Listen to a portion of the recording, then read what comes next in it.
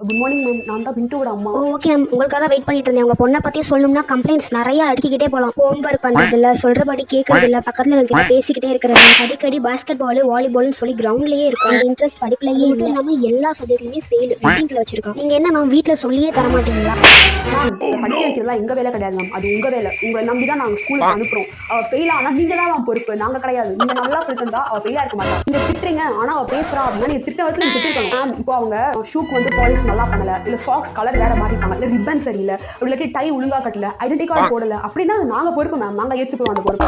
ஆனா அடிக்கல அவ ஃபெயில் ஆயிட்டா அதுக்கு நீங்க தான் பொறுப்பு. அது எப்படி மேம் கொஞ்சமே இல்லாம நீங்க பேரண்ட்ஸ் மேல பழி போடலாம்? படிக்கணுன்றதுக்காக தான் நாங்க ஸ்கூலுக்கு அனுப்புறோம். அவ ஸ்கூல்ல ஒழுங்கா படிக்கலாட்டி டியூஷனுக்கு அனுப்புறாங்க. ஆனா டியூஷன் ஃபீஸ் வெறும் 500 ரூபா தான் இருக்கும். ஆனா நீங்க என்ன பண்ணுவீங்க? டியூஷனுக்குலாம் யாரும் போகக்கூடாது, ஸ்கூல்ல கோச்சிங் கிளாஸ் இருக்கு அப்படின்னு சொல்லிட்டு அதுக்கு தனியா ஃபீஸ் வாங்குவாங்க. ஸ்கூலை விட டியூஷன் நல்லா சொல்லி தருவாங்க. மற்றவங்க எல்லாம் ஸ்கூல்ல டியூஷன் மட்டுமே அனுப்பலாங்க. அவங்க ஸ்கூலுக்கு போறாங்க, ஏன்னா டீச்சர்ஸ் பார்த்துப்பாங்க, சொல்லி தருவாங்க, நம்பிக்கையில தான்.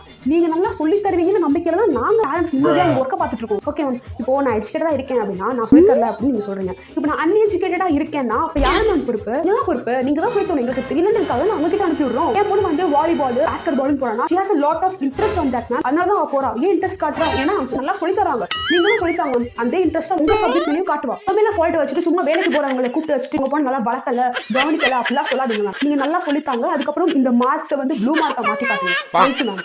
போலாம்.